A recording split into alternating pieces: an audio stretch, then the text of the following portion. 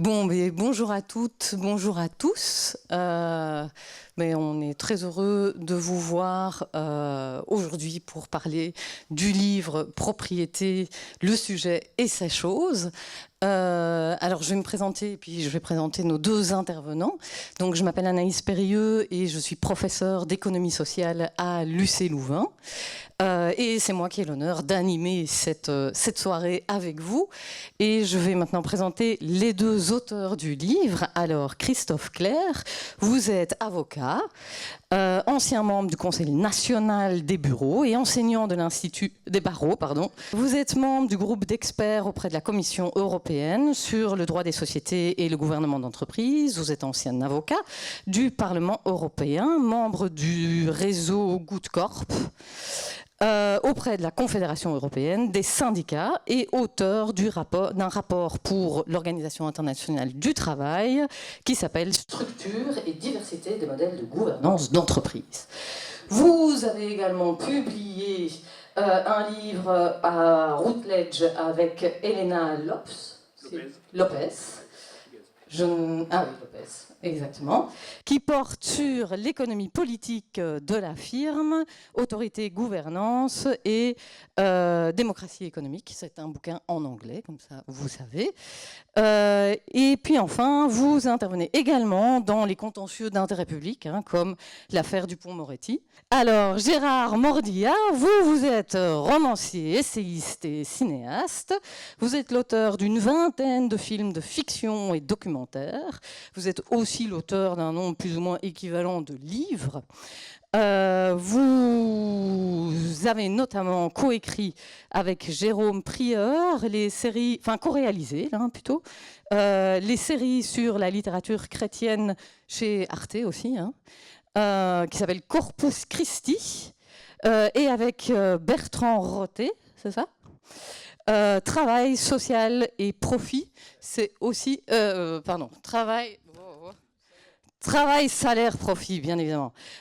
Aussi sur Arte. Alors, au Seuil, vous avez notamment publié Vive la sociale et 4 essais que vous avez coécrits autour de Jésus. Et puis, vous avez également écrit un livre avec Bertrand Roté sur les lois du capital. C'est bien ça ? Ok, désolé pour les petits accros. Alors, je propose qu'on commence par vous entendre sur vos motivations, le pourquoi de l'écriture de ce livre et ce que vous avez le plus envie de partager autour du livre. Et puis moi, je vous poserai une ou deux questions et puis je me tournerai vers la salle et bien sûr, vous pourrez participer et poser vos pertinentes questions également. Oui, voilà. Bonsoir.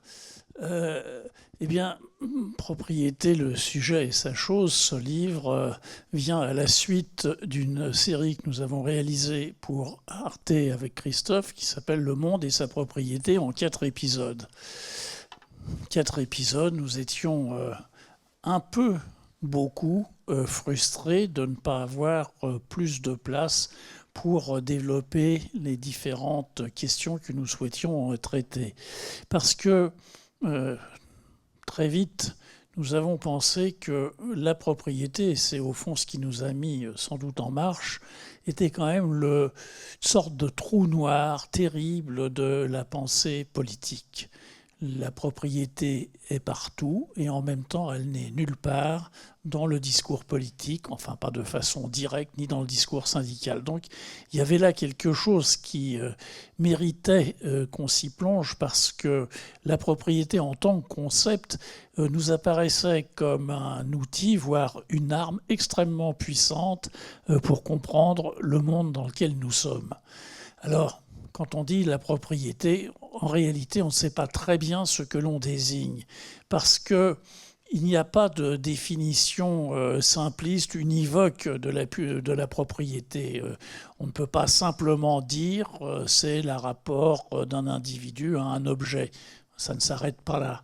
Et donc, nous voulions aborder cette question, je dirais, de manière cubiste, en essayant d'approcher sous tous les angles, par toutes les lumières, essayer non pas d'arriver à conclure de façon péremptoire la propriété, c'est ça, ce qui serait à la fois absurde et ridicule, mais essayer d'éclairer un certain nombre de questions qui se posent autour de ça. Parce que la propriété est donc multiple, elle n'est pas unique, et dans notre série, nous analysions le concept lui-même, et on pourra en discuter, mais aussi ses développements, la propriété du corps et tout ce qui tourne autour de la propriété du corps, avec cette question qu'on ne se pose jamais, mais qui mérite d'être posée.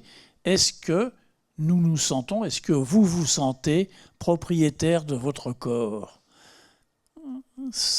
La réponse n'est pas absolument immédiate ni évidente. Alors, derrière ça, on peut penser à toutes les questions autour, la procréation assistée, la prostitution, et notamment aussi la vente d'organes. Gary Becker, qui est un économiste, qui d'ailleurs a fini par avoir le prix Nobel, le soi-disant prix Nobel d'économie pour ça, défendait cette idée que nous avons, et sous-entendu les plus pauvres ont, un capital qu'ils n'exploitent pas, qui est leur corps, et qu'on peut très bien vivre aujourd'hui sans un rein, sans un œil, sans je ne sais quel organe, et donc avoir une exploitation de ce capital. Alors cette idée a été ensuite développée plus loin sur l'idée du capital humain au sens général, c'est-à-dire chacun de nous, à travers ses études, son expérience, avait un capital qu'il devait exploiter. Bref, tout ça, c'est lié au corps, et c'est évidemment une façon, je crois, très puissante de rentrer dans la problématique de la propriété. Encore une fois, parce que ça nous concerne très directement, mais nous concerne aussi tout ce qui tourne autour de la propriété des idées, la propriété intellectuelle, le droit d'auteur.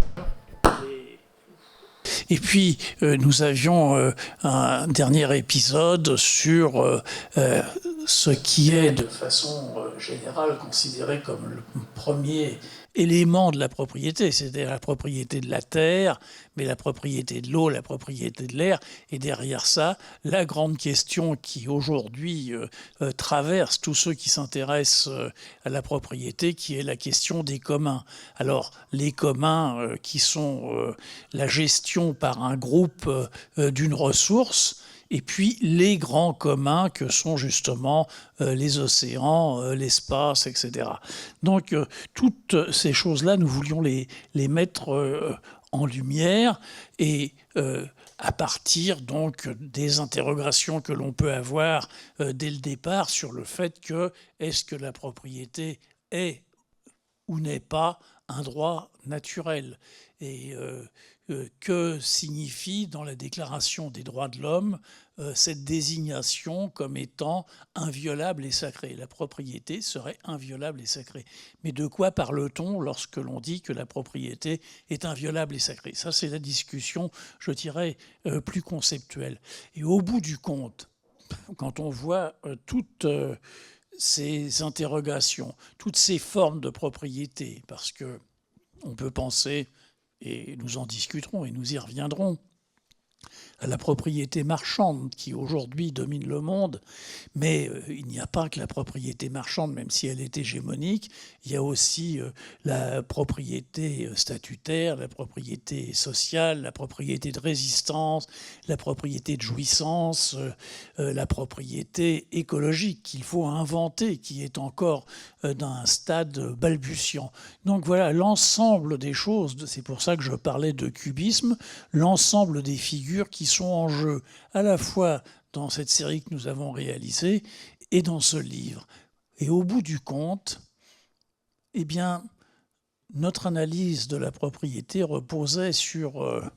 Finalement, nous adoptions une analyse de Xipharas, qui est un chercheur très brillant sur ces questions, et qui pensait qu'on pouvait réfléchir la propriété en termes de grammaire.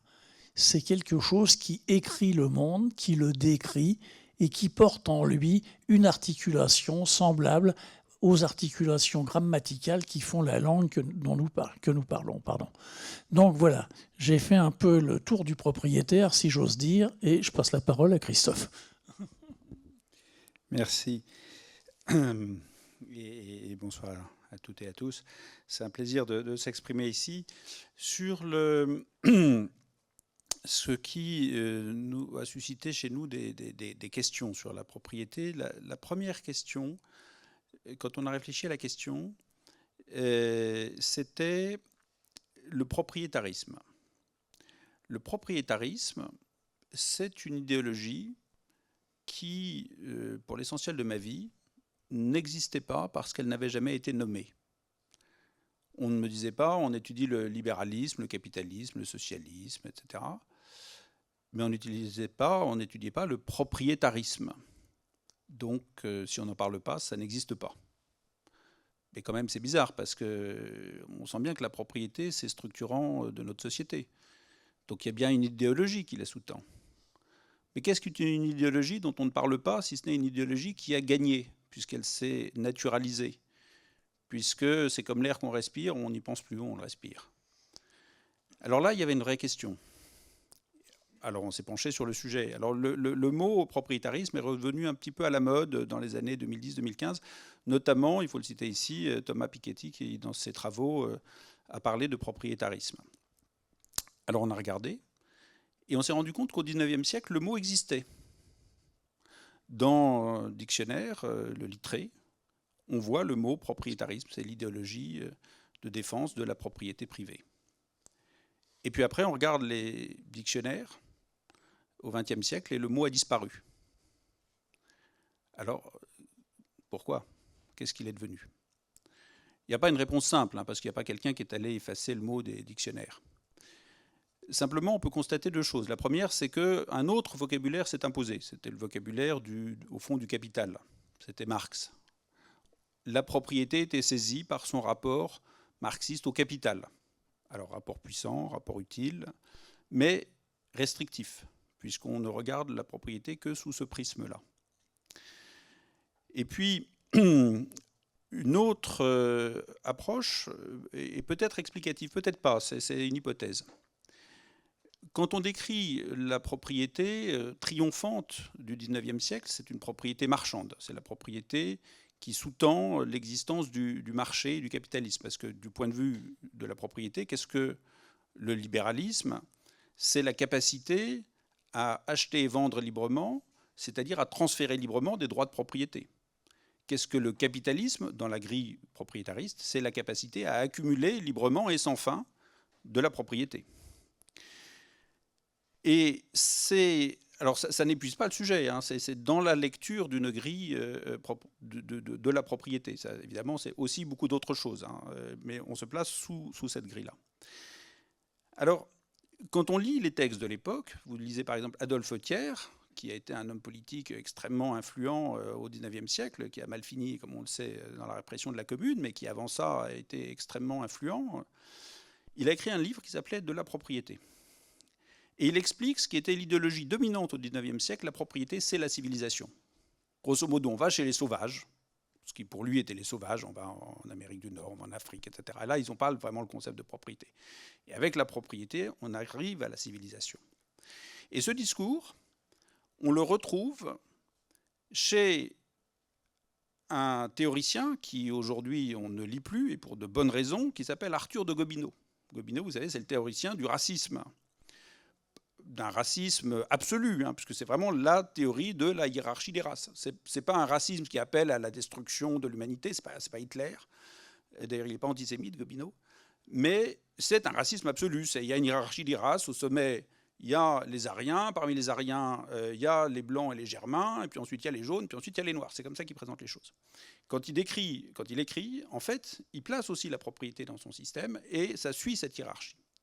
Et peut-être que quelque part, c'est le signe que cette vision civilisationnelle de la propriété qui pourrait fonder le propriétarisme et qui le fondait à l'époque n'était plus entendable au XXe siècle. Et que c'est peut-être, c'est une hypothèse, une des raisons pour lesquelles le terme a disparu. Toujours est-il qu'il a disparu et qu'on s'est dit qu'il fallait le faire réapparaître pour comprendre cette philosophie qui sous-tend les relations sociales de façon essentielle. Alors, quand on s'intéresse au sujet, on se dit, mais quand on dit les grands auteurs, et là, deuxième choc, on se tourne vers Proudhon, parce que, j'allais dire, quand on a été à peu près, on a fait des études en seconde, première, terminale, on a été au lycée, on a tous entendu, la propriété, c'est le vol. Alors on se dit, bon, ben voilà, c'est un point de départ. Alors on va lire Proudhon. Et puis ça, c'est le Proudhon jeune. Puis alors le Proudhon âgé, il fait une phrase tout aussi définitive, mais qui n'est pas tout à fait la même, c'est la propriété, c'est la liberté. Et il ajoute que la propriété, c'est la liberté, n'a en rien contradictoire avec le fait que la propriété, c'est le vol.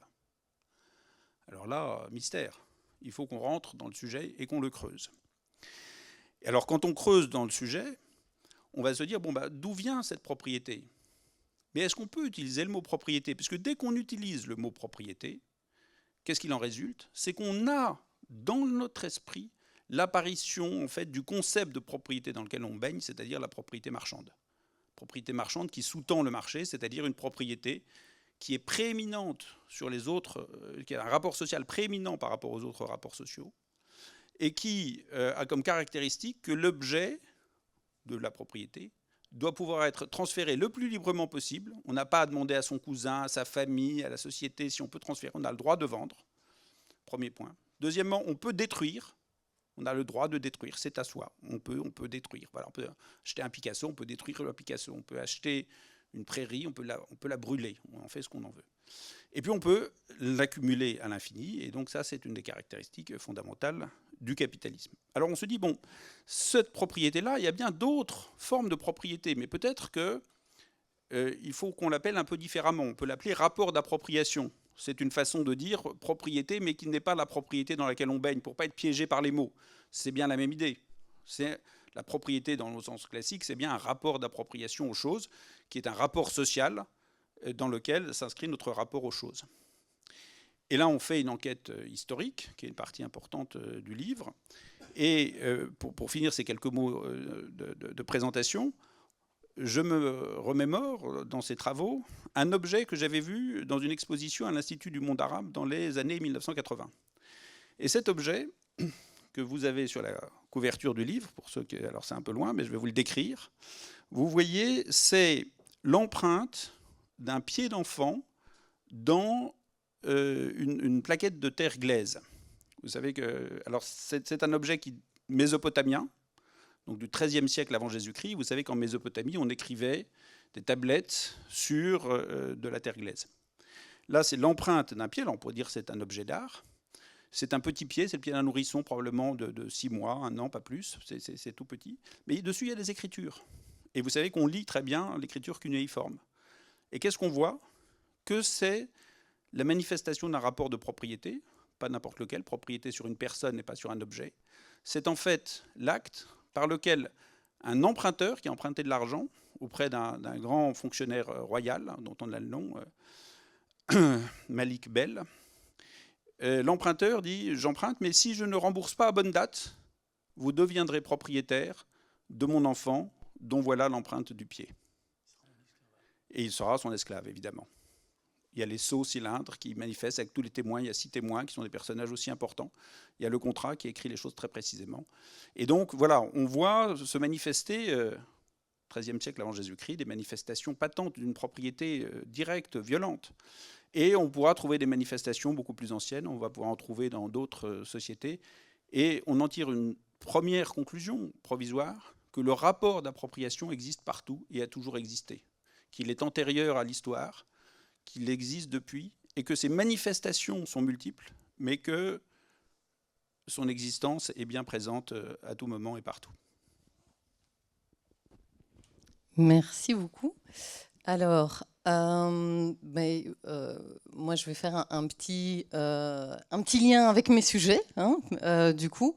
Donc, moi, je travaille en économie sociale et dans votre livre, vous soulignez l'importance des communs, des organisations basées sur les communs et notamment tous les travaux d'Elinor Ostrom, et qui est une façon de revisiter la propriété, ou en tout cas ne s'inscrit pas dans la propriété classique de type marchande, capitaliste, voilà. Alors moi, je travaille sur l'économie sociale et en fait, les communs font partie de l'économie sociale.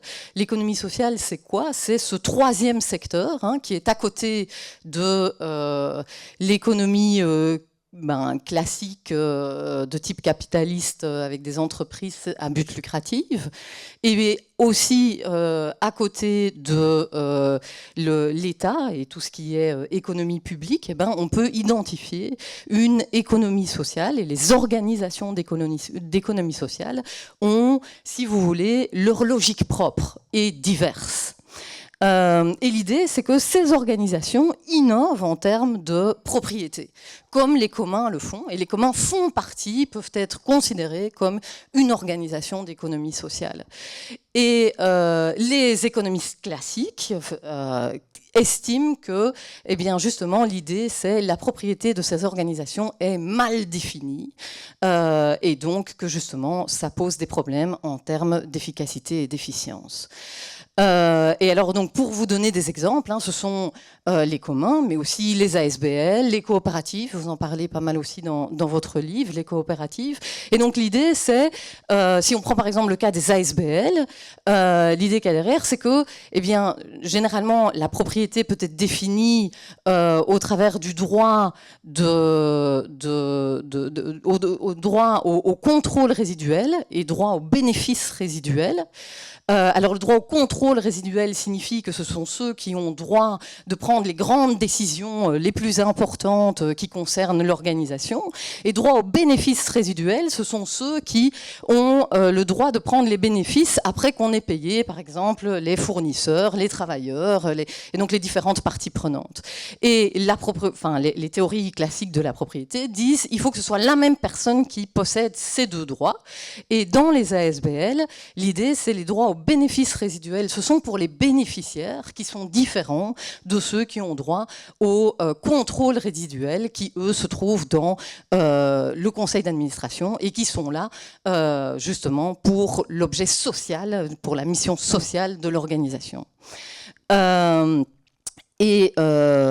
Voilà, donc ça c'est pour vous donner un petit exemple d'organisation d'économie sociale. Les coopératives en font partie aussi, et là dans le cas des coopératives, l'idée c'est les membres de la coopérative sont en même temps propriétaires mais aussi usagers de la coopérative, c'est-à-dire ils sont soit travailleurs, soit consommateurs, soit fournisseurs de l'organisation, et c'est par ce biais-là qu'ils utilisent, si vous voulez, la coopérative et non pas pour maximiser leur rendement sur les fonds qu'ils apportent au sein de la coopérative. Les communs en font partie, donc exactement ce que vous avez dit, c'est-à-dire la gouvernance collective des ressources. Et l'idée, c'est la collectivité qui définit ses règles pour gérer sa ressource. Et les communs sont caractérisés par trois grands aspects. Il y a la question du bien, quel type de bien, et puis la question de la structure de propriété, et puis la question du système de gouvernance. Et le système de gouvernance, c'est l'ensemble de règles que les appropriateurs, on les appelle comme ça, qui font partie du commun, vont réussir à définir. Et ce qu'Ostrom montre, notamment, c'est que la propriété est majoritairement de type collectif, c'est-à-dire qu'on ne peut pas vendre les droits qu'on a sur la ressource à quelqu'un d'autre. Et je voulais justement vous poser la question en lien avec ceci, c'est-à-dire votre livre est fort orienté autour de la propriété, puisque c'est son titre, et vous parlez de la question de gouvernance aussi, ceci dit. Et donc, j'aurais aimé vous entendre un peu plus sur comment est-ce que vous identifiez cette articulation entre propriété et gouvernance, puisqu'Ostrom a montré qu'il y a des cas de réussite et d'échec de propriété collective des ressources communes en fonction de si justement la collectivité a réussi ou pas à mettre en place un système de gouvernance adéquat. Les trois points que vous avez cités sont évidemment fondamentaux. J'en rajouterai un quatrième. Il ne faut pas qu'il y ait de système de domination. Et ça, c'est une question extrêmement importante parce que à partir du moment où un groupe de personnes se met à gérer une ressource en commun, se donne des règles pour les faire, et ces règles sont extrêmement strictes, Et j'ai souvent pensé que pour participer à ce genre d'activité, il faut, comme aurait dit les révolutionnaires de 89, de la vertu, parce que ça suppose un engagement personnel extrêmement profond et une endurance, voire une opiniâtreté pour arriver à faire vivre la chose. Donc je crois que ça, c'est la chose vraiment importante. Et donc qu'il n'y ait pas de domination, c'est-à-dire que ne se dégage pas à l'intérieur de cette société réunie pour gérer un bien en commun quelqu'un qui soudain serait porté à la tête et exercerait un pouvoir simplement sur les uns et les autres. Et donc les communs, dans leur fonctionnement interne, sont ou devraient être, ou espérons le sont, un fonctionnement démocratique, c'est-à-dire d'une décision qui est réellement discutée. Alors, pour les communs, avant de parler de la gouvernance, juste, il faut mesurer deux choses. D'une part, il y a le problème de l'échelle, parce que autant les communs peuvent fonctionner et fonctionnent très bien à un niveau local, c'est possible de s'organiser, on s'organise et les choses se font au niveau local.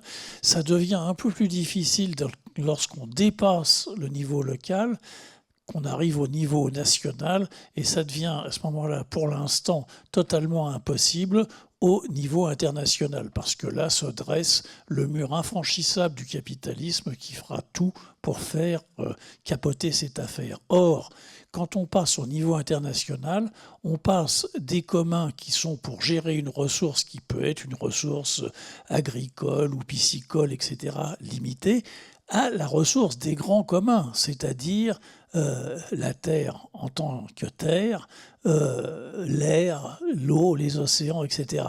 Et une chose dont on ne parle pas assez, mais qui est porteuse de beaucoup de questions, qui est la gestion de l'espace. Parce que se joue dans l'espace une guerre qui ne dit pas son nom, et celui qui dominera l'espace, eh bien, aura une position prééminente vis-à-vis de tout ce qui se passera sur la Terre. Donc voilà, les communs, il faut penser cela, parce que ce qui est très fort pour moi dans l'idée des communs, c'est que justement, c'est le meilleur stimuli pour réfléchir sur les questions de la propriété, de toutes les propriétés. Parce que toutes les questions que l'on peut se poser autour de ce concept sont posées par les communs. Mais donc le problème aussi, donc je reviens sur la gouvernance et je te passe le manche. Merci. Et peut-être dire un mot pour rappeler à quel point l'idée des communs a quelque chose de révolutionnaire. Aujourd'hui, un peu moins, parce que ça fait quand même maintenant 10, 20 ans qu'on en parle plus souvent. Mais il faut quand même se rappeler que pendant très longtemps, en tout cas moi quand j'étais étudiant, c'était donc il y a assez longtemps, pas très longtemps, mais assez longtemps, au fond on avait le choix entre deux options. Soit vous étiez pour une propriété qu'on appelle marchande, qu'on pouvait appeler capitaliste, libérale, propriété absolue, propriété privée. Voilà, le propriétaire est maître chez soi et l'État n'a pas grand-chose à y faire. C'était l'option 1. Puis l'option 2, c'était la propriété peut appartenir à l'État. Et donc l'État, c'était l'exemple, l'URSS, la Chine, la Corée du Nord. Et donc on vous disait, écoutez, c'est gentil, tu vois, nous critiquer la propriété privée, mais au fond, c'est quoi l'alternative? C'est les goulags. Donc qu'est-ce que tu préfères, être propriétaire de ta voiture ou qu'on t'envoie au goulag? Vous voyez que le débat était quand même un peu caricatural, de haut niveau.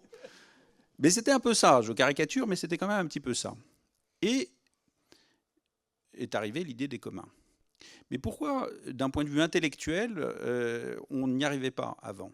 Parce qu'il y avait un verrou qui était une des plus grandes escroqueries intellectuelles dans le sujet de la propriété. Il y a beaucoup d'autres escroqueries intellectuelles, mais celle-là, dans la propriété, elle est majeure. C'est un article d'un glorieux inconnu qui s'appelait M. Hardin, un Américain, qui n'était pas un juriste, qui n'était pas, je crois même pas un économiste, qui n'était pas un économiste, qui écrit un petit article de 5-10 pages, où il développe une petite théorie très simple. Il dit, écoutez, c'est pas compliqué, moi je m'intéresse, c'est pas l'écologie, mais il s'intéresse... et il nous dit quoi? Il nous dit, vous voyez des gens, ils ont des vaches.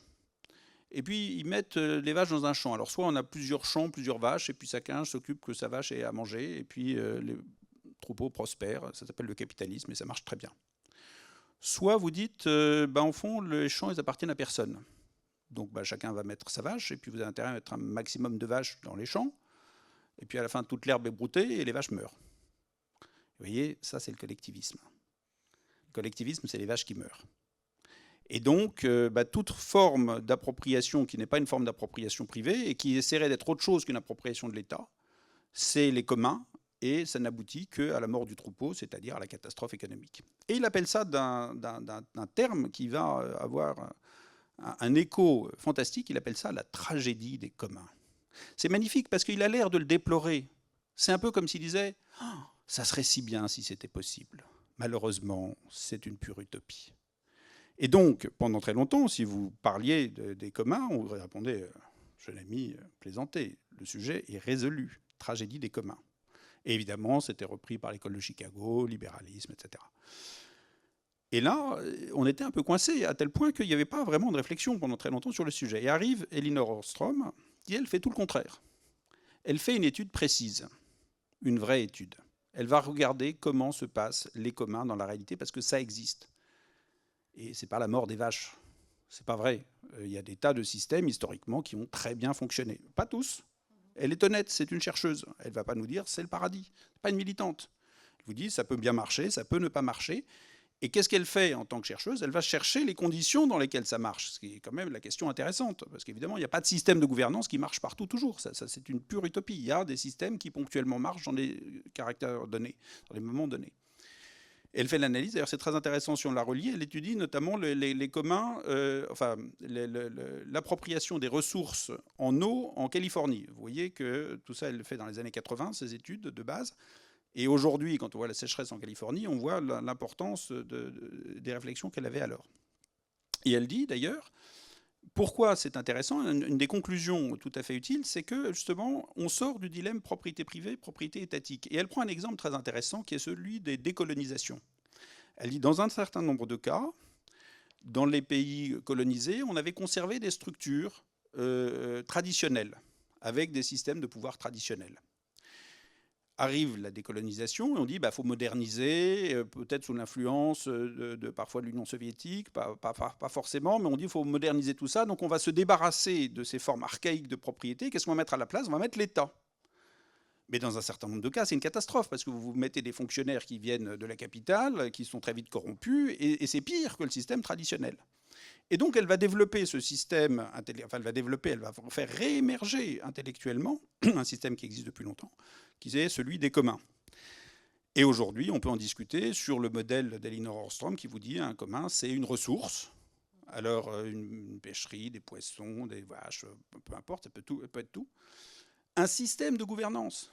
C'est-à-dire que contrairement à Hardin, qui prétendait qu'à partir du moment où il n'y avait pas de la propriété privée, tout appartenait à tout le monde, elle dit pas du tout. En fait, il y a des règles. Il y a des gens qui ont le droit, accès à la ressource, d'autres qui n'ont pas le droit. Et puis ceux qui ont le droit, ils se le répartissent d'une certaine façon. Et donc, ça, c'est la clé de sa théorie. Et aujourd'hui, on peut en parler, et faire des expériences, et tout ça est parfaitement admis. Et donc, le pas est important. Donc, je pense que c'est important de le rappeler, parce que on a tendance à oublier à quel point ça a révolutionné quand même la façon de voir les choses. Sachant que les communs, dans notre analyse, mais pas que dans notre... c'est une forme de propriété. C'est une forme, en tout cas, de rapport d'appropriation. Voilà, c'est pas une alternative à la propriété, ce qui serait trop simpliste. C'est une forme, en fait, de rapport d'appropriation qu'on peut appeler une forme de propriété, mais différente. Alors, comment on organise après les rapports, effectivement, de gouvernance?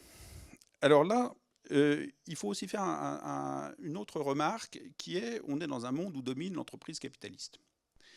L'entreprise capitaliste, quand elle est décrite par les économistes, alors les économistes c'est très généralisateur par la majorité des économistes, ce qu'on appelle les économistes mainstream, mais qui ne forment pas tous les économistes, ils vont vous dire c'est pas compliqué, vous avez les salariés, c'est le travail, vous avez les actionnaires, c'est le capital, et les actionnaires sont propriétaires de l'entreprise. Donc, comme ils sont propriétaires et maître chez lui, c'est normal que l'actionnaire dirige. Et là, chez les économistes, chez les politiques, dans le grand public, ça passe assez bien. On est propriétaire de l'entreprise, puis voilà, c'est tout. Owner, d'ailleurs tous les articles en anglais sur l'entreprise, ils vont parler du owners comme étant les actionnaires. Et pourtant c'est faux. C'est complètement faux. Ça a toujours été faux.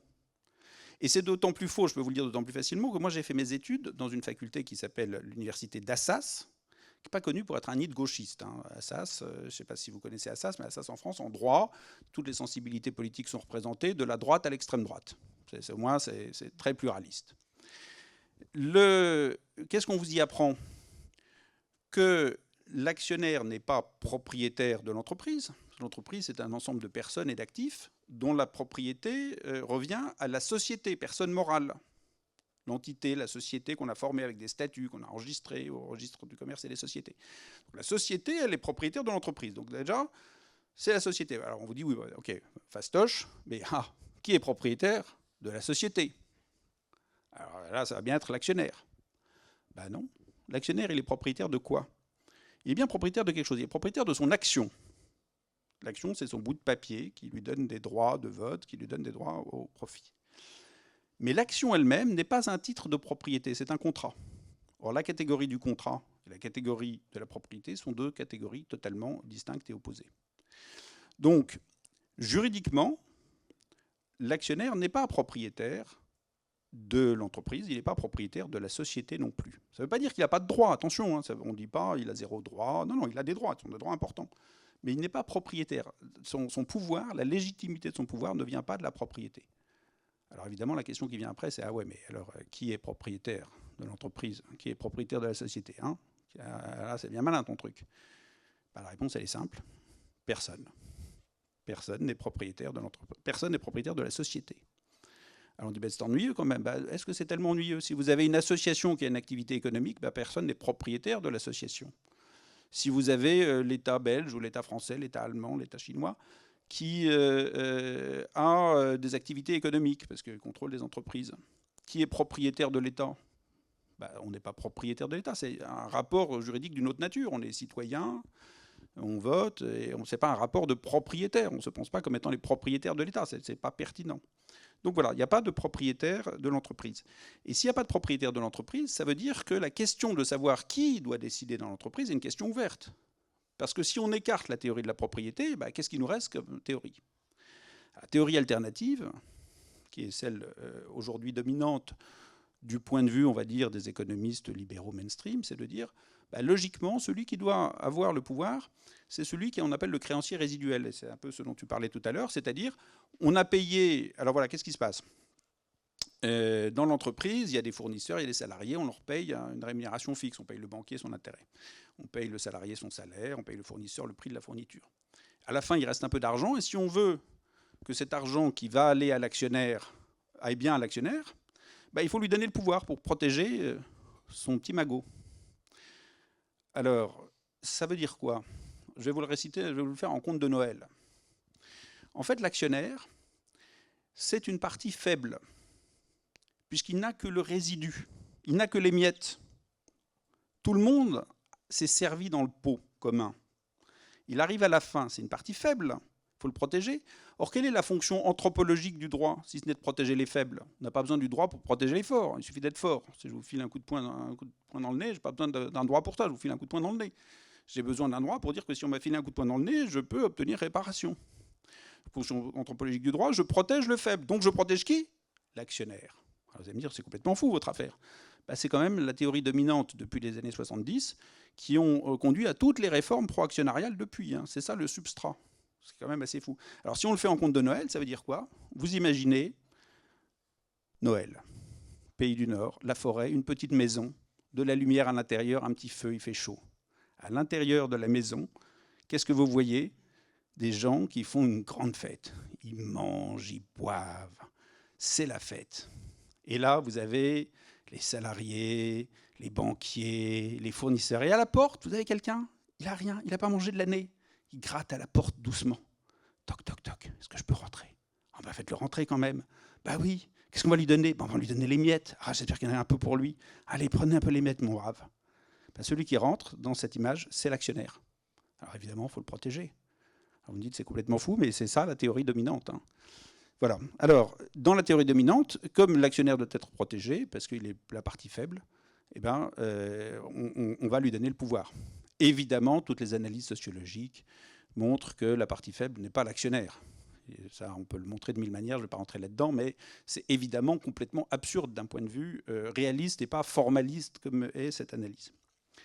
Alors du coup, quelle solution on a? Et là, on arrive sur les thèmes que tu as évoqués. Tu as parlé de la coopérative. À mon sens, il y en a deux, dont la coopérative, les coopératives, et puis les administrateurs salariés. Voilà, qui sont deux versions. Enfin, c'est pas les seules, mais qui sont deux grandes versions d'une forme d'appropriation par les salariés du pouvoir dans l'entreprise. Alors les coopératives, c'est en théorie et même en pratique, c'est très bien. Alors moi, je vais parler ici des coopératives de salariés, hein, là où ce sont les salariés, pas les coopératives de production, qui sont autre chose, qui sont importants, hein, mais qui relèvent d'un autre champ de réflexion. Alors vous êtes dans une coopérative, ben là vous prenez les décisions, et c'est tout à fait satisfaisant d'un point de vue démocratique, puisque démocratiquement, vous allez élire vos dirigeants, et vos dirigeants vont après vous donner des instructions, hein, mais vous les aurez élus, c'est une démocratie. C'est très satisfaisant. Le seul problème des coopératives, c'est que en fait, ça ne marche pas. Quand je dis ça ne marche pas, je vais qualifier. C'est pas que ça ne marche pas, que c'est mal, mais ça n'arrive pas à grandir. Vous avez des petites coopératives, vous n'avez pas de grandes coopératives, ou presque pas. Pour vous donner un exemple, quand on parle de grandes entreprises en Europe, ce sont les entreprises de plus de 5000 salariés. On les compte, on en a des milliers. Quand on compte au niveau de l'Union européenne les grandes coopératives, ce sont les coopératives de plus de 100 salariés. On en compte, il y en a à peu près 500. C'est vous dire qu'on n'arrive pas à ce que ça grandisse. Alors pourquoi est-ce qu'on n'arrive pas à ce que ça grandisse, ce système tout à fait positif, qu'on ne peut qu'appuyer de toutes les façons possibles? C'est compliqué à savoir, parce qu'il n'y a pas un grand complot capitaliste contre les coopératives. Il y a peut-être un environnement capitaliste pas favorable, mais il n'y a pas un grand complot non plus. Une des difficultés qu'on rencontre, c'est que l'esprit de coopération, l'esprit de coopérativiste, n'est pas facile à trouver. En fait, il y a beaucoup de gens qui sont contents d'être des salariés, qui sont contents de ne pas être dans un système démocratique, et qui ne sont pas prêts, pas forcément qui sont contents, mais qui ne sont pas prêts non plus à fournir l'effort nécessaire, parce que c'est un effort de faire vivre une démocratie interne, parce que ça suppose des délibérations, des prises de position, des discussions, des contestations, une conflictualité. Donc c'est difficile, et c'est d'autant plus difficile qu'on cherche à monter en taille. La plus grande coopérative qui existe à ma connaissance, c'est une coopérative qui existe au Pays Basque, qui s'appelle Mondragon, qui est un magnifique exemple, puisqu'il y a 80 000 personnes qui y travaillent, 40 000 y travaillent comme membres de la coopérative et 40 000 qui sont des salariés de sociétés rachetées, parce que c'est un groupe, en fait, c'est une coopérative de coopératives.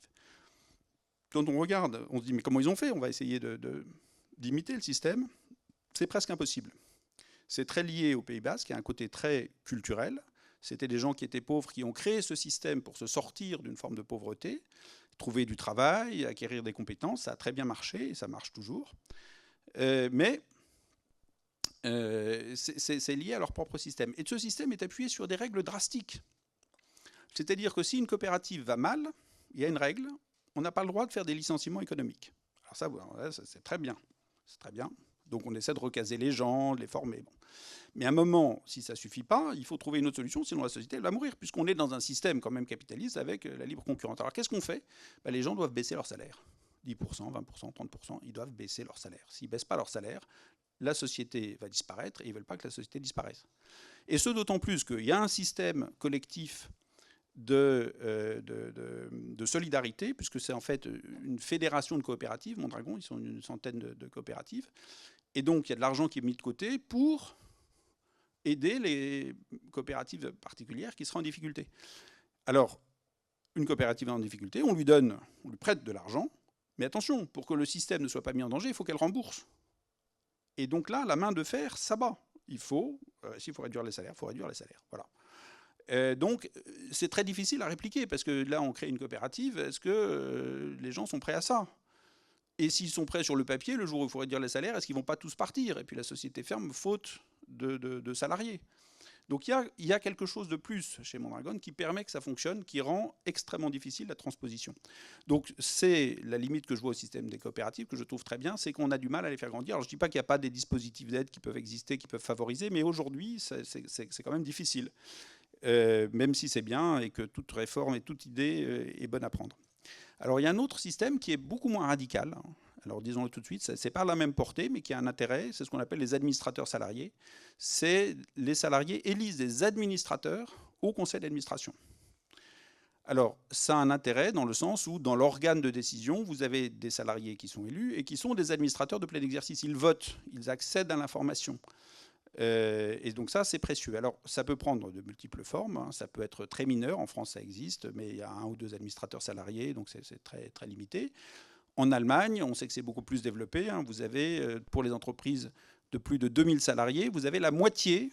Alors, ce n'est pas le conseil d'administration, parce qu'ils n'en ont pas. Ça s'appelle le conseil de surveillance. C'est assez proche, pas tout à fait la même chose, mais proche.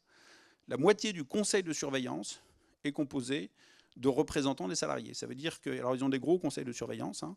Donc vous avez 10 représentants des actionnaires, 10 représentants des salariés, et donc forcément quand on décide par exemple de délocaliser, il y a une résistance qui apparaît tout de suite. Quand on dit on va aller en Turquie, on va aller au Maroc, on va aller en Chine, la résistance est plus forte que dans un conseil qui se fait où il n'y a que des représentants des actionnaires qui trouvent ça très bien parce que ça va augmenter les dividendes. Donc ça a participé, ça participe toujours à la force du modèle industriel allemand. Mais même en Allemagne, le système ne va pas tout à fait jusqu'au bout, puisque c'est moitié représentant des salariés et moitié représentant des actionnaires.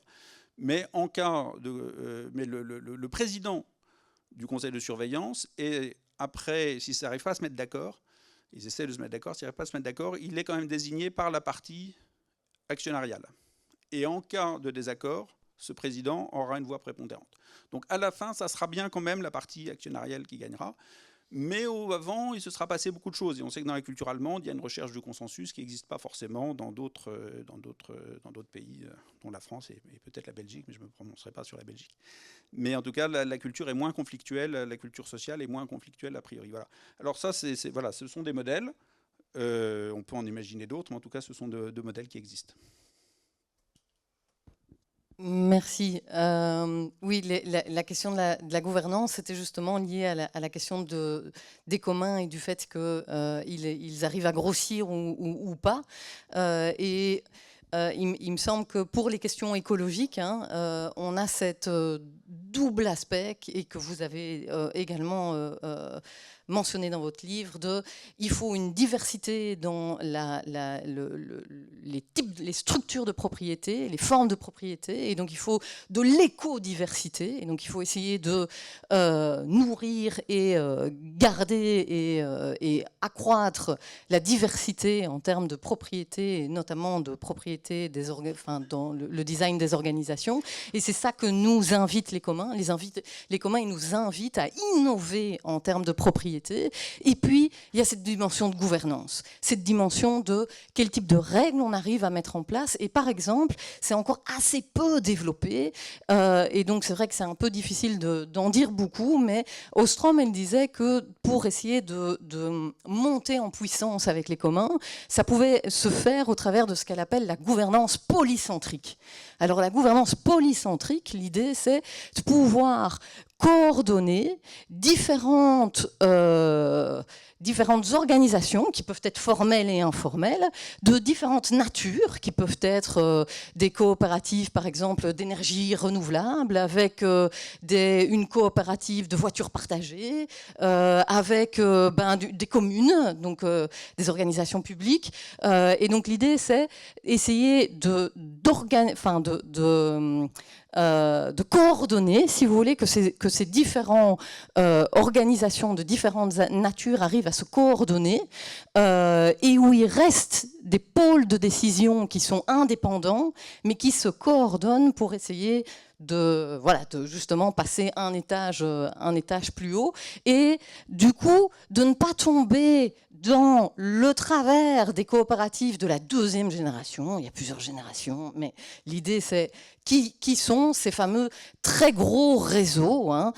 Si on prend par exemple les coopératives agricoles, ou si on prend les coopératives bancaires, qui sont en fait devenus des réseaux tellement centralisés qu'il y a une forme d'isomorphisme importante qui font qu'en fait elles ont du mal à se différencier des banques classiques, par exemple, les banques coopératives, ou surtout les coopératives agricoles. On sait que nombre d'entre elles ne sont pas très justement écologiques. Et voilà.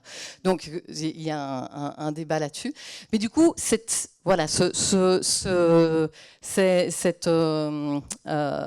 interconnexion, si vous voulez, entre la question de la propriété et de la gouvernance, elle me semble particulièrement intéressante. Alors j'ai évidemment encore plein d'autres questions, mais je ne vais pas monopoliser le micro, et donc je vais me tourner vers vous. Est-ce que vous avez des questions dans l'Assemblée? Super. Merci, j'en aurai deux. Ça va, ça siffle plus. Deux très différentes, donc je ne sais pas qui va répondre à chacune. J'en aurai une, donc tout à l'heure vous évoquiez justement à propos de ce magnifique petit peton de bambin, le fait que la propriété était antérieure à l'histoire, mais justement on considère l'histoire comme apparaissant avec l'écriture, donc justement l'exemple que vous donnez est postérieur à l'apparition de l'histoire. Et je sais que c'est une théorie que pas mal d'économistes ont, que la propriété serait justement apparue avec l'écriture, puisque l'écriture est justement ce qui permet de transmettre la propriété et d'assurer la preuve justement de cette écriture. Donc, mais qu'on fait parfois aussi une distinction entre l'apparition de la propriété, puisqu'on peut, notamment via la force, dire c'est à moi, tenez, je le prends, voilà, c'est à moi, et faire une distinction justement entre l'apparition de la propriété et sa perpétuation de je meurs, j'ai un testament qui dit que mon enfant va hériter après moi, ou comme dans l'exemple que vous donniez, sur le contrat en quelque sorte, il y a les sceaux qui attestent et la reprise des noms des témoins, etc. Et alors j'avais une autre question, c'était la question de l'État et de ses propriétés, donc qui est en quelque sorte une sorte de mise en commun géante, qui a été notamment pensée dans la théorie capitaliste au XIXe siècle et qui à la base pensée essentiellement dans le cadre de la bourgeoisie justement pour défendre la propriété, et qui notamment beaucoup en Belgique, alors je sais que vous êtes français, mais en Belgique on avait un suffrage censitaire, et donc en France aussi, mais c'était peut-être plus marqué encore en Belgique où on avait vraiment une assemblée qui était vraiment extrêmement dominée par la bourgeoisie et l'industrie, et particulièrement l'industrie minière et cotonnière au nord du pays. Et qui donc était vraiment très axé dans sa politique justement sur cette défense de la propriété, et avec l'idée d'employer l'armée notamment, qui a beaucoup été utilisée lors des fusillades de roues et des choses comme ça justement pour la défense de ses intérêts et des intérêts de classe capitaliste. Et donc on sait que Marx a écrit Le Capital à Bruxelles, on sait que ça a beaucoup influencé justement ces théories et les théories capitalistes, on sait que Plekhanov a aussi beaucoup repris tout ça dans ses théories et que ça a aussi beaucoup influencé Lénine par la suite. Donc justement je me demandais comment vous situiez justement cette question de la mise en commun des ressources du capital dans la création de l'État et de la répression des luttes anticapitalistes. Voilà. Merci. J'avais une question au niveau de l'État et de sa constitution, de tout son prescrit juridique. Et la question, c'est est-ce que toute cette quantité de règles n'est pas ne fait pas un peu la promotion d'une certaine forme de propriété en rendant plus compliquées d'autres formes, notamment les choses plus coopératives. Pour prendre un exemple concret, les coopératives sociales qui œuvrent dans un secteur économique doivent respecter toutes les règles de ce secteur économique, et c'est souvent un facteur qui amène beaucoup de difficultés. Donc la question c'est dans quelle mesure tout ce prescrit existant de règles n'est pas un facteur déterminant? Bonjour. Deux questions. D'abord, sur la question de la gouvernance des communs, pour moi, un nœud assez central, comme Anaïs l'a posé.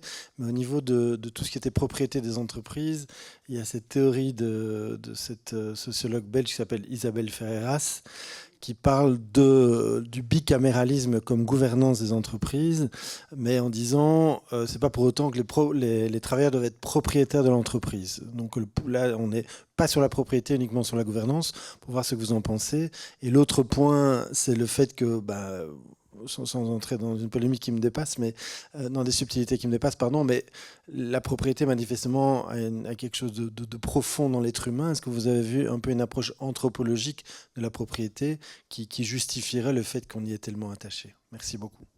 Pardon. Oui, sur la question de la propriété est-elle antérieure à l'histoire? Alors vous avez raison de dire que l'exemple que j'ai cité, par définition, ne prouve pas que la propriété est antérieure à l'histoire, puisque je montre un document qui est écrit et que l'histoire vient avec l'écriture. En revanche, il y a deux choses qui sont claires.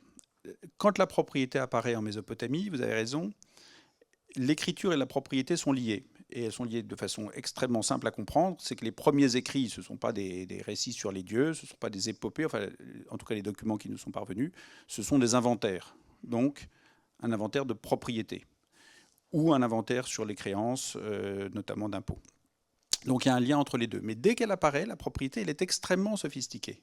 On voit des mécanismes, là, le mécanisme que je décris est sophistiqué, mais on voit des gages, de ce qu'on appelle en droit français de l'anticrèse, on voit des baux amphithéotiques, enfin, c'est extrêmement complexe. Alors, première question, est-ce que ça peut apparaître comme ça si rapidement, avec une telle complexité, sans avoir préexisté? Moi, je ne le pense pas. Et ce qui me conforte dans cette idée, c'est que quand on prend les sociétés sans écriture et sans État, qu'on peut trouver, qui ont été étudiées par les anthropologues, on trouve de la propriété. Alors on trouve de la propriété, pas notre propriété marchande. Qu'est-ce qu'on trouve? On trouve un rapport d'appropriation, mais qui n'est pas n'importe lequel, qui est du vrai rapport d'appropriation. Et il n'y a pas d'écriture. Donc ils sont préhistoriques dans ce sens-là. Pas dans un sens moral, mais préhistorique dans le sens où ce sont des sociétés sans État ni écriture. Alors, on peut prendre quelques exemples. Vous avez au sud de l'Argentine et du Chili un peuple qui s'appelle les Yagans, qui vivaient nus dans le froid et qui étaient propriétaires de très peu de choses, puisqu'ils se déplaçaient, c'était des chasseurs-cueilleurs et pêcheurs. Donc, ils avaient des canoës. Ces canoës, bien qu'il n'y ait pas d'écriture, il y avait une propriété, c'est très clair. On ne prenait pas le canoë de l'autre en disant c'est une propriété collective, j'en ai besoin pour aller pêcher. Non, non, le canoë, il était la propriété de celui qui avait fait le canoë. En revanche, tout le reste, il n'y avait quasiment pas de propriété, parce que la propriété, c'est un encombrant quand vous êtes un peuple qui se déplace, qui migre pour aller trouver des territoires de chasse et de pêche. Donc, vous leur donniez des objets précieux, ils disaient c'est magnifique, c'est précieux, ça, c'est très utile, et puis ils le jetaient, ils partaient. Et évidemment, les anthropologues qui voyaient ça étaient très surpris. Ils disaient mais pourquoi vous jetez ces objets de valeur? Ils disaient mais c'est très bien, mais ça nous encombre.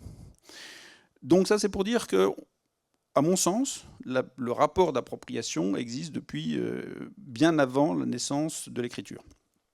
On ne peut pas le prouver, puisque par définition, il n'y a pas d'écriture pour le prouver, mais ça semble assez logique. Alors du coup, deuxième aspect, est-ce qu'on pense que d'un point de vue anthropologique, il y a quelque chose qui justifie le rapport d'appropriation? Là, on rentre dans un terrain assez mouvant et on ne l'a pas exploré à fond, pour être honnête, puisque vous avez toute une justification de la naturalité de la propriété qui vous dit, regardez, deux choses. Regardez les animaux. Ils ont un rapport territorial, qui est un rapport au fond quasiment propriétaire. Alors on vous fait des théories sur les crabes qui défendent leur petit territoire de crabe, et si l'autre crabe arrive, il le repousse quand il est devant sa petite antre de crabe, mais s'il n'est pas devant sa petite antre de crabe, il ne le repousse plus. Donc c'est la preuve qu'il défend sa propriété. Qu'est-ce qu'on peut faire de ça? C'est quand même compliqué. Et puis on vous dit aussi, regardez les petits-enfants. À un moment, le petit bébé, il dit ça c'est à moi, et puis il le prend, puis l'autre lui dit non, ça c'est à moi. Bon. Donc évidemment qu'il y a quelque chose qui fait que, assez logiquement, on a tendance à prendre les objets et à vouloir en conserver l'usage. Oui, c'est vrai. Est-ce que ça fonde un rapport qui serait anthropologiquement profond de propriété? Ça fonde l'existence d'un rapport d'appropriation, ça c'est sûr. Mais si vous lisez, là, je lis un ouvrage tout à fait intéressant sur le développement, sur ce qui distingue l'homme de l'animal. Et alors il y a plein de choses qui le distinguent, mais il cherche à prendre un certain nombre de critères. Et il dit un critère qui est intéressant, c'est ce qu'il appelle l'altricialité secondaire, c'est-à-dire que vous avez des espèces animales où le petit et tout de suite, au bout de quelques jours ou quelques semaines, il est autonome. Et puis, vous avez des espèces animales où ce n'est pas le cas. Et dans ces espèces animales où ce n'est pas le cas, vous avez par exemple le singe, vous avez beaucoup d'oiseaux, puis évidemment, vous avez l'homme. Le petit homme, il met 10 ans, 20 ans, à être 30 ans parfois, s'il est un peu tardif, à être autonome.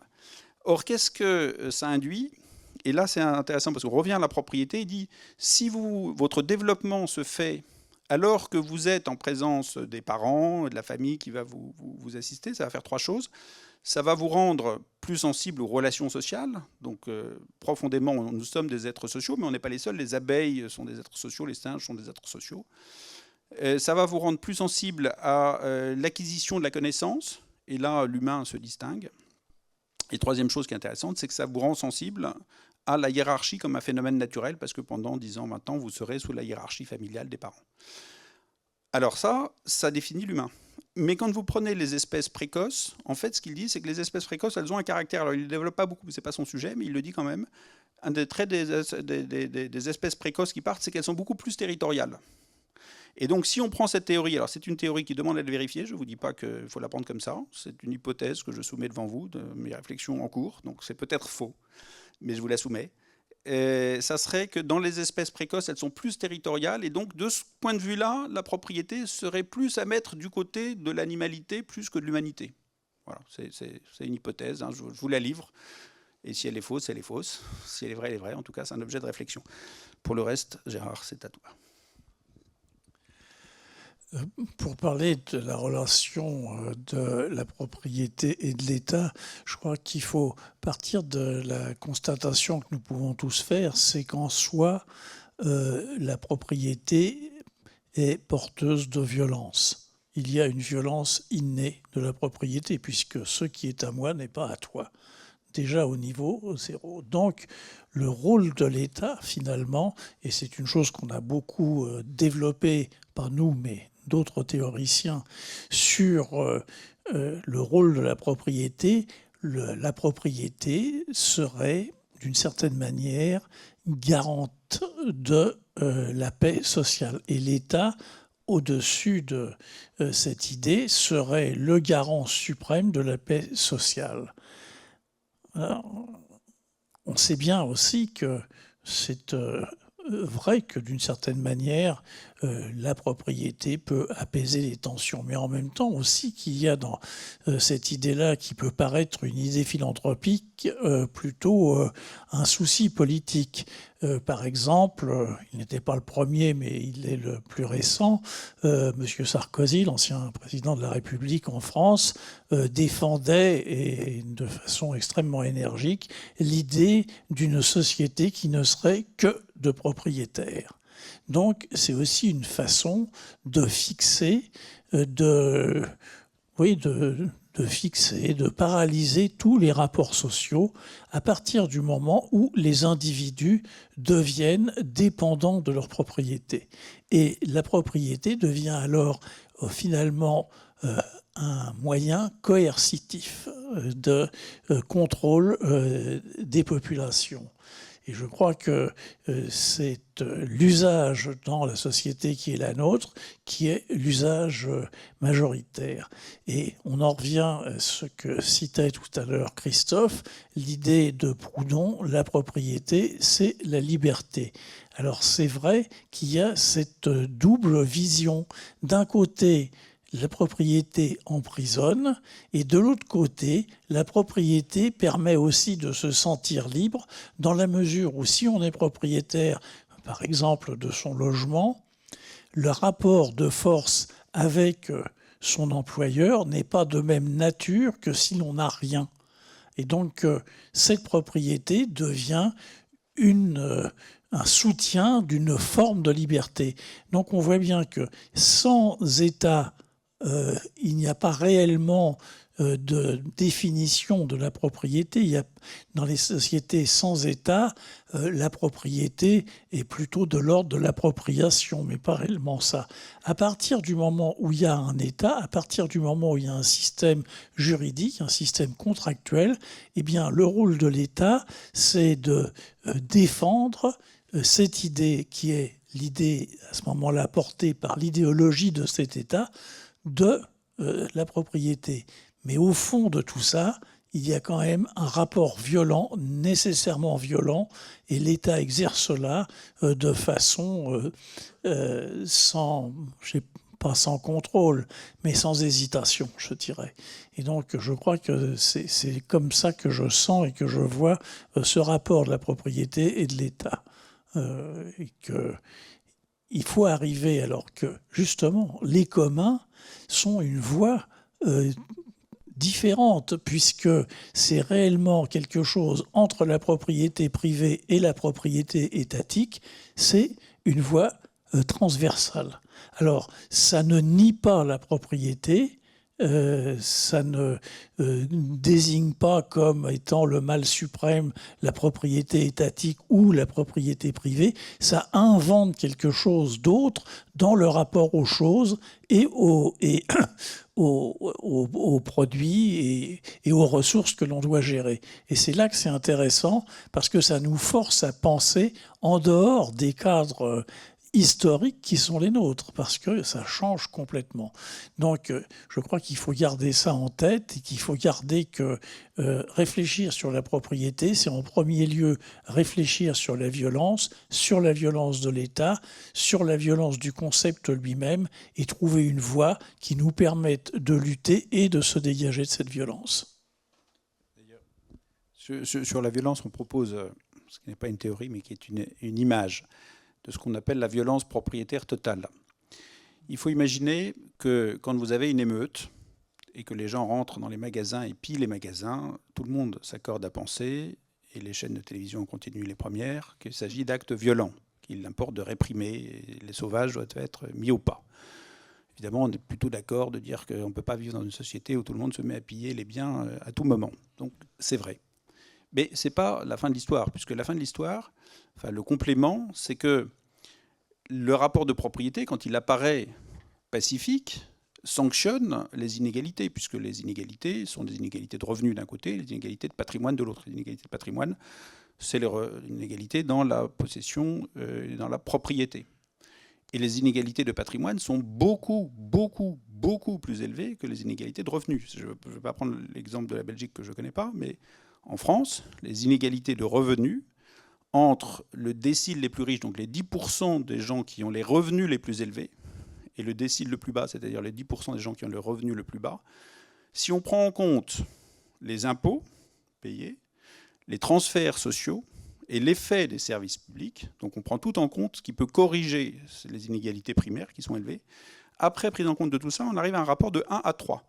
Les 10% qui ont les revenus les plus élevés, en fait, des revenus 3 fois supérieurs aux 10% qui ont le revenu le plus faible. Ce qui est un chiffre toujours trop élevé, mais qui historiquement est quand même un chiffre plutôt satisfaisant si on prend l'histoire sur la longue période. C'est-à-dire que les inégalités avaient tendance à être quand même infiniment plus fortes que ça. Et si on compare avec d'autres pays, les États-Unis, les Émirats arabes unis, enfin là, on trouve évidemment des chiffres extrêmement différents. Pas satisfaisants, mais bon, 1 à 3. Si vous le prenez sur la propriété, vous arrivez à des chiffres infiniment plus élevés. Vous arrivez à des chiffres, voilà, vous êtes, si vous prenez les 1% les plus riches, vous arrivez tout de suite à 200, 300 fois.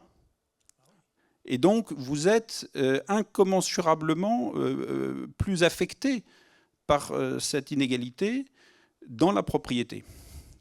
Donc, cette inégalité dans la propriété, elle est une violence, puisque là, ceux qui possèdent une grande partie du monde, bah, vous n'y avez pas accès, c'est eux qui la possèdent. Hein, vous connaissez le chiffre, on sait qu'il y a à peu près 2500 milliardaires dans le monde qui sont aussi riches que 60% de la population mondiale. Et 60% les plus pauvres, évidemment. 60% de la population mondiale, ça fait à peu près 4,5 milliards, 5 milliards. Vous avez 2500 personnes dont le patrimoine est égal à celui de à peu près 5 milliards de personnes. Si on prend une comparaison pour rapporter ça, alors je suis désolé, à Paris, on pourrait rapporter ça à Bruxelles, mais j'ai fait le calcul pour Paris. Paris, c'est à peu près 2 millions d'habitants. C'est comme si vous aviez à Paris une personne qui était propriétaire de 60% des logements. Voilà. Et on dirait, bah oui, c'est normal, c'est les inégalités, c'est comme ça. Voilà. Mais donc c'est très violent. Donc la violence propriétaire totale, pour ceux qui ont fait un peu de physique et de chimie, c'est comme la somme de l'énergie potentielle et de l'énergie cinétique. Et pour être plus concret, c'est comme si vous prenez une boule de pétanque dans la main. Alors vous l'avez, la boule de pétanque, à 1 mètre du sol. Puis vous la lâchez sur le pied. Quand elle arrive sur le pied, violence maximum. L'énergie cinétique, ça fait mal au pied. Mais en fait, la violence, quand vous l'avez là, dans la main, elle est là, à titre potentiel. Et la seule façon de réduire la violence, c'est pas de dire attention, quand ça arrive sur le pied, il faut faire quelque chose. Non, c'est de réduire la distance entre le pied et la main, c'est-à-dire de réduire les inégalités. Donc la violence totale qui existe dans toute forme de société qui a des rapports d'appropriation, c'est-à-dire à peu près toutes les sociétés, eh bien, ne se réduit que par la réduction des inégalités. Voilà, c'est une image, mais je pense que c'est une image qui permet d'éclairer un peu les choses. Juste peut-être un petit mot sur Isabelle Ferreras, parce que qui a été citée. Alors c'est une amie, hein, je la connais bien, ses travaux sont très bien, et donc écoutez-la, lisez-la, c'est tout à fait intéressant.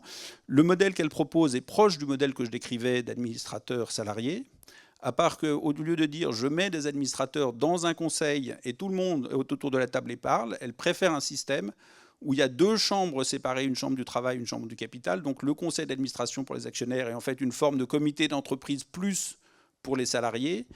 Et après, chacun a les mêmes pouvoirs et ensuite il faut se débrouiller. Pour moi, en termes de modalité de gouvernance, je ne pense pas que ça soit très supérieur, parce que c'est compliqué quand vous avez 2 assemblées qui ne se parlent pas d'arriver à un consensus. C'est plus simple quand on est autour de la même table. Bon, mais à la limite, c'est des détails d'abord, parce qu'on en est très loin de tout ça, donc c'est un peu théorique. Et puis que l'idée est très bonne. Voilà, donc je soutiens tout à fait l'idée. La modalité, on peut discuter. Peut-être que dans le futur, ça sera ça la bonne modalité. J'en sais rien, mais en tout cas, l'approche est bien. Et Isabelle Ferreras est un auteur qu'il faut lire. Non, je voudrais juste évoquer au passage 2 points très importants que nous abordons dans le livre et dont nous n'avons pas parlé ici, parce qu'on peut malheureusement pas parler de tout. Il y a dans l'idée de la propriété du corps, il y a évidemment la propriété du corps de l'autre, de l'esclavage, qui est quelque chose terrible et que nous analysons à la fois sur le plan historique et sur le plan contemporain. Mais cette idée de pouvoir être propriétaire du corps d'un autre, c'est quelque chose qui, justement, paraît impensable d'une certaine manière, et que, par exemple, les abolitionnistes américains au tout début ont avancé que un argument de droit qui a fini par peser sans doute, c'est que l'esclave ne pouvait pas être considéré comme une chose. Or, la propriété, c'était le droit d'un individu sur une chose. Or, l'esclave ne pouvait pas être une chose. Alors, bien sûr, les esclavagistes disaient si, c'est un meuble, c'est la même chose que du bétail, ça se compte comme du bétail d'ailleurs, et on remettait en cause donc cette définition de la propriété pour lutter contre l'esclavage. Mais ça, c'est un point très douloureux de l'histoire de la propriété. L'autre point extrêmement douloureux de la propriété sur lequel nous avons aussi beaucoup développé, c'est l'accaparement des terres, la colonisation. Là aussi, comment des pays extrêmement puissants arrivent dans des endroits et décrètent au fond qu'il n'y a personne et que c'est à eux. Et que, évidemment, tout ça se décline aussi de la propriété. Enfin, les colons américains qui ont massacré les Amérindiens, eh bien, ils n'ont pas considéré que l'ensemble du territoire leur appartenait parce que justement, ces peuples, mais comme les peuples africains, n'avaient pas de titre de propriété comparable à ceux, ça n'avait pas de sens pour eux, mais n'avait rien de comparable avec ce qui existe en Occident. Donc, je voulais juste simplement signaler ça parce que je pense que dans l'analyse globale que nous pouvons faire du concept de propriété, il y a en tout cas 2 points que je viens de citer, l'esclavage et la colonisation, et un troisième qu'il faut aussi beaucoup développer, parce que c'est le point très brûlant et très sensible, qui est la question de l'héritage. Bon, donc ça sera pour notre prochaine rencontre.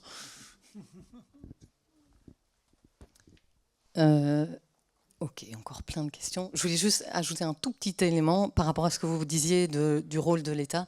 L'État a un rôle vraiment important, hein, et même dans la théorie d'Ostrom, l'État, elle montre que c'est important que les collectivités et que leurs droits soient reconnus.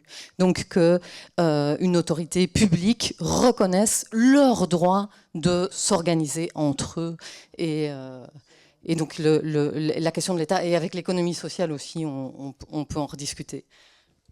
Oui, merci. Très brièvement, j'aurais souhaité que vous puissiez développer la notion de propriété écologique qui est dans le titre de la conférence.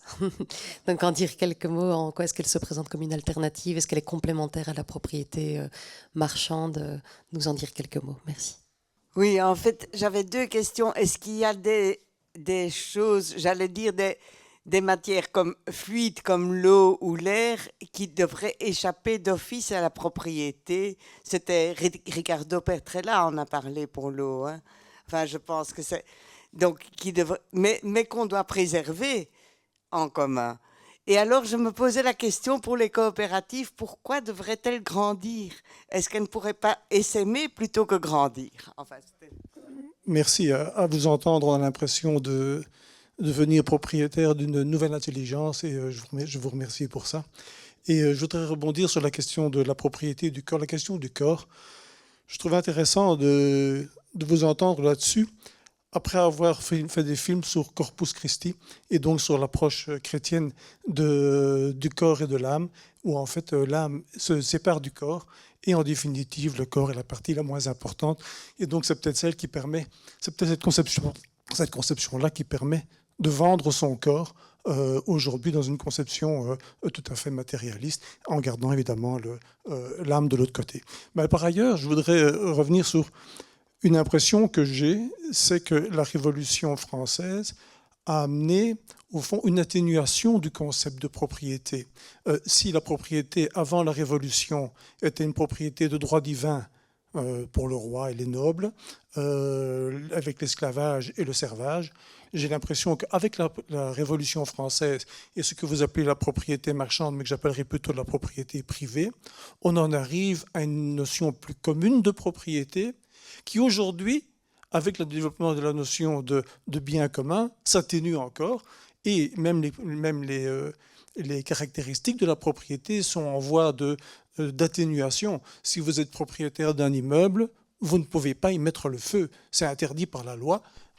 Si vous êtes propriétaire d'une prairie, vous ne pouvez pas y mettre le feu. Votre droit de propriété n'est plus un droit absolu, il devient de plus en plus un droit relatif.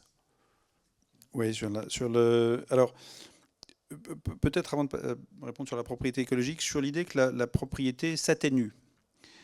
Et vous appelez ça propriété privée. Personnellement, je n'utilise pas trop la notion de propriété privée parce qu'en fait, c'est très ambigu. Vous pouvez avoir une propriété privée qui n'est pas marchande. C'est-à-dire que la propriété privée, c'est que vous pouvez exclure le public de votre propriété. Donc vous pouvez avoir en Afrique, dans une société pré-coloniale, une propriété privée parce que c'est le champ, vous y travaillez et vous n'acceptez pas que quelqu'un d'autre y aille. Et pourtant, ce n'est pas une propriété marchande parce que si vous voulez la vendre, il faudra l'accord de la famille, il faudra des ancêtres, il faudra des intéressés. Donc c'est pour ça qu'on parle plutôt de propriété marchande, ce qui veut dire qu'elle est plus facile à céder et à accumuler plutôt que de propriété privée. Après, on peut utiliser tous les termes qu'on veut, il n'y en a pas de bon ou de mauvais, mais c'est juste pour expliquer. Alors, vous dites, mais au fond, est-ce que la propriété ne s'atténue pas? Et en fait, ce que vous dites par là, c'est par rapport justement à cette propriété marchande. C'est-à-dire que cette forme dominante de la propriété, qui est aujourd'hui la propriété marchande, qui suppose effectivement la liberté absolue d'acheter et de vendre, la liberté de faire ce qu'on veut, la liberté de mettre le feu à sa maison, est-ce que celle-là s'atténue? Mais ce n'est pas la propriété en général. Alors, d'abord, les règlements d'urbanisme qui vous interdisent de mettre le feu à votre maison, notamment en ville, c'est pas nouveau. Si on prend le droit romain, on va trouver des servitudes d'urbanisme, on va trouver des règles très précises qui vous interdisent d'ailleurs de détruire, dans un certain nombre de cas, c'est dans des règles du 2e, 3e siècle, vous avez une belle maison, vous n'avez pas le droit de la détruire. C'est interdit, voilà, parce qu'il y avait des propriétaires qui détruisaient leur maison en ville, ils prenaient le marbre, ils allaient reconstruire une maison à la campagne, et ben non, c'est interdit. Vous trouvez des règles comme ça en Mésopotamie aussi. Vous avez un champ, vous êtes obligé de le cultiver, si vous ne le cultivez pas, vous le perdez. Obligation de faire, donc obligation extrêmement forte. Donc il n'y a pas d'atténuation de la propriété, en fait il y a des formes multiples de propriété, une propriété marchande, qui a triomphé au XIXe siècle et qui reste très forte, même si sur certains aspects elle a été un peu socialisée, mais qui reste très forte. Vous avez la propriété que nous on appelle statutaire, c'est-à-dire une propriété très enserrée dans une propriété traditionnelle très enserrée finalement dans les relations sociales que vous pouvez trouver dans les sociétés qui n'ont pas d'écriture notamment, ou dans les villages au Moyen-Âge, etc. Et celles-là, elles ont eu leur évolution propre. Et puis alors pour venir à la propriété écologique, là, si on veut aller vers plus d'écologie, on peut dire qu'est-ce que serait une propriété écologique? Aujourd'hui, on n'a pas, en fait, le concept de propriété écologique n'est pas un concept existant d'un point de vue juridique. On n'a pas, ça c'est de la propriété, puis ça c'est de la propriété écologique. On a des tas de règles pour l'environnement, mais on n'a pas le concept. Alors qu'est-ce que ça pourrait être une propriété écologique? C'est une propriété qui vous dirait, dans la nature même de la relation de propriété, il y a des limites. Alors par exemple, la limite c'est que vous n'avez pas le droit de détruire la chose. Dans la propriété marchande, la capacité de détruire, elle est inhérente. Alors on va dire, vous ne pouvez pas mettre le feu à la prairie parce que justement, vous ne pouvez pas détruire. Alors, il faudrait voir dans quelles conditions, comment, etc. Il y a, pour la propriété écologique, il y a quelque chose qui apparaît. Par exemple, en France, il y a une loi de 2016 qui crée ce qu'on appelle, alors je suis désolé, le terme est horriblement technique, des obligations réelles écologiques. En pratique, ça veut dire quoi? Vous êtes propriétaire d'un champ à la campagne, vous pouvez dire que vous passez un accord avec une institution, en général publique ou associative, et vous allez prendre un engagement que jamais ce champ ne pourra être, par exemple, construit. Ou bien il faudra préserver les haies. Enfin, vous mettez une obligation dite réelle. Et pourquoi elle est réelle? Ça veut dire qu'elle n'est pas contractuelle, elle va suivre le bien. Si le bien est vendu, eh bien, l'obligation continuera à s'appliquer à perpétuité. Et donc là, on va vers un mécanisme qui pourrait aller vers une propriété écologique. Ça peut être un exemple. Alors, ça existe depuis 2016. Pour être honnête, ça n'a pas eu beaucoup d'effets. Une autre forme de propriété écologique, c'est de dire la nature peut être propriétaire d'elle-même. Alors on dit c'est un peu absurde, parce que la nature propriétaire d'elle-même, qu'est-ce que ça veut dire? Alors en fait, ça veut dire beaucoup de choses. D'abord, le droit, c'est un système de représentation. Donc vous êtes un peu libre, on est libre de décider des règles de droit qu'on veut, et on peut dire, notre règle de droit, c'est que la nature est propriétaire d'elle-même. Alors ça veut dire quoi? Un fleuve va être propriétaire de lui-même. Alors c'est bien beau, mais une fois qu'on a dit ça, qu'est-ce qu'on fait? Il faut en venir aux règles de gouvernance, évidemment. Et on voit que quand est-ce que ça a un impact, notamment écologique, que le fleuve soit propriétaire de lui-même, c'est quand il y a une communauté derrière qui est motivée pour faire respecter ce droit. Donc vous avez l'exemple alors vous avez un exemple en Nouvelle-Zélande où ça correspondait à une demande de population autochtone traditionnelle et qui ont eu ce droit et qui le défendent bec et ongle. Et donc là, ça a un impact. En Colombie, vous avez, je crois, 15 ou 16 fleuves qui sont devenus propriétaires d'eux-mêmes, mais derrière, il n'y a pas vraiment des communautés qui ont les mêmes moyens. Et vous n'avez pas de politique publique qui vient appuyer le dispositif. Et donc le résultat est quasiment insignifiant. Voilà, mais ça pourrait relever de la propriété écologique, mais ça veut dire quoi? Ça veut dire qu'en fait, la propriété, d'abord, c'est une représentation, donc on peut faire la nature propriétaire d'elle-même. Mais ça veut dire aussi qu'une fois qu'on a un droit et une représentation, il faut quand même que derrière, on ait des politiques publiques, on ait des personnes motivées, on ait des gens qui doivent faire respecter le droit. Le droit n'est rien s'il n'y a pas une lutte pour le respect du droit. C'est pour ceux qui sont juristes, il y a des textes d'un juriste allemand qui s'appelait Jhering à la fin du 19e siècle qui l'explique très bien. Le droit n'est rien si on ne se bat pas pour le droit. Voilà, ça reste du papier sans effet. Et donc c'est vrai aussi pour la propriété écologique. Voilà, donc on peut penser à des dispositifs comme ça qui associent le droit de propriété lui-même à l'écologie. On peut aussi, au lieu d'avoir une propriété écologique, dire qu'on pourrait avoir une propriété érémonomique. Alors voilà, c'est un mot qui fait chic. L'érème, c'est ce qui s'oppose à l'oikos. L'oikos de l'écologie, c'est au fond l'unité autour de la famille. C'est l'unité domestique. Donc l'écologie, étymologiquement, ça peut être différent dans la pratique, mais étymologiquement, c'est quand même lié à l'homme. C'est l'environnement de l'homme. Érème, c'est quand vous avez des ermites qui mènent une vie érémitique, c'est ceux qui sont aux marges.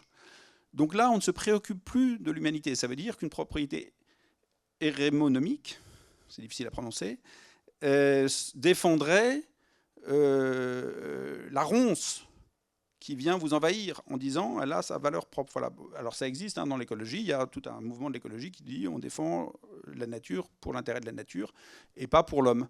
Voilà, donc on peut aussi avoir des dispositifs qui seraient de cette nature-là, mais après on rentre dans le détail de la législation et ça c'est compliqué. J'ai participé à beaucoup de rédactions de lois et je sais que c'est très difficile de bien rédiger un texte et sur ces sujets encore plus. Non, juste un mot sur la propriété par rapport à la Révolution française. En 89, dans la Déclaration des droits de l'homme et du citoyen, la propriété est dite inviolable et sacrée.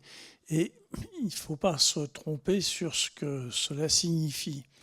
Ce qui est inviolable et sacré, la propriété, c'est la propriété de nos droits. C'est notre liberté, c'est notre droit d'avoir des droits. C'est cela qui est inviolable et sacré. Ce ne sont pas les biens matériels. Alors il y aura un tour de passe-passe du président qui de la Convention qui remplacera le singulier de la propriété par les propriétés pour que l'on puisse défendre justement les châteaux et les équipages. Puis ensuite, on s'apercevra de la supercherie et on reviendra à ça. Mais je crois que justement, il y a eu une chose très forte au moment de la Révolution française, de cette idée de la propriété inviolable et sacrée, qui repose sur une chose extrêmement importante que déclarait Robespierre. Robespierre mettait au-dessus de tous les droits le droit d'exister. Il mettait ça au-dessus du droit de propriété, c'est-à-dire qu'on ne pouvait pas, au nom de la propriété, affamer les uns et les autres ou les contraindre à une vie errante, etc. Le droit d'exister primait tous les autres droits. Or, aujourd'hui, c'est moi, je ne suis pas tout à fait d'accord avec vous. Je pense que justement, on en revient à la première chose qu'évoquait Christophe, c'est-à-dire que on est revenu au propriétarisme. Et le propriétarisme, c'est l'exact contraire de ce que prônait Robespierre. Le propriétarisme, ça suppose que le droit de propriété est au-dessus de tous les autres droits. Et ce qu'on appelle le néolibéralisme ou l'ultralibéralisme met au-dessus de tous les droits le droit des propriétaires. Donc on est revenu à cette théorie qui n'ose pas dire son nom parce que ça n'aurait pas bonne presse, mais qui en réalité est celle qui aujourd'hui domine et quasiment de façon hégémonique l'ensemble des sociétés occidentales. Donc, et puis Madame qui parlait de l'air, de ça, ben oui, tous les grands communs, c'est évident que cela mériterait évidemment une gouvernance mondiale, mais on en est très loin puisque les guerres actuelles montrent à quel point toutes les organisations internationales n'ont aucune capacité d'agir sur la gouvernance mondiale. Donc, l'eau continuera les mers continueront d'être transformées en égouts et l'air d'être pollué comme il l'est. Quant à l'espace, eh bien, on y prépare la guerre de l'espace. Donc, mais espérons que nous serons tous beaucoup plus vieux avant que ça arrive. Merci. Alors, en fait, malheureusement, il est déjà 21h, donc on va devoir clôturer ici. Eh bien, en tout cas, un grand merci pour votre présence et votre interaction. Voilà, enfin, en tout cas, on a vu tout l'intérêt qu'a suscité les débats et les interventions de nos deux intervenants. Donc, merci pour toutes vos questions. Merci, bien évidemment, à nos deux intervenants pour voilà, vos éclairages très utiles et très intéressants. Et puis, merci à Ethiopia aussi pour avoir accueilli cette présentation et ces débats. Et on peut retenir en tout cas l'importance d'innover dans la propriété et de multiplier les types de propriétés différentes, dont les propriétés collectives qui peuvent avoir différents types de formes et d'inventer encore davantage, notamment la propriété écologique qui est encore à ses balbutiements, mais pour lesquels il faut œuvrer et lutter, exactement. Voilà, merci à toutes et à tous et je vous souhaite une bonne soirée. Au revoir. Merci aussi à Anaïs Périeux pour l'animation et ses propres éclairages également.